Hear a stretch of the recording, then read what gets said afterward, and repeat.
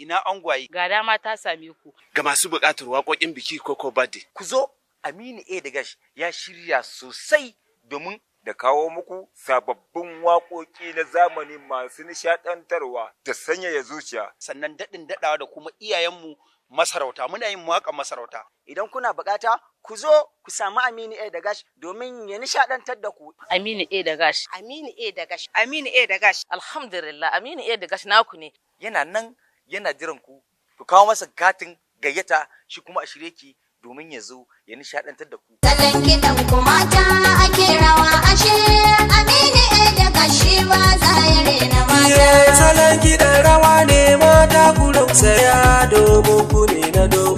Salon kiɗa na mata. Duk mai shiri na kamun fara ku dinga dubawa shi yake da safko. Ba za mu rena mata. Yan haka ba ni rena mata da ku nake ta tunka.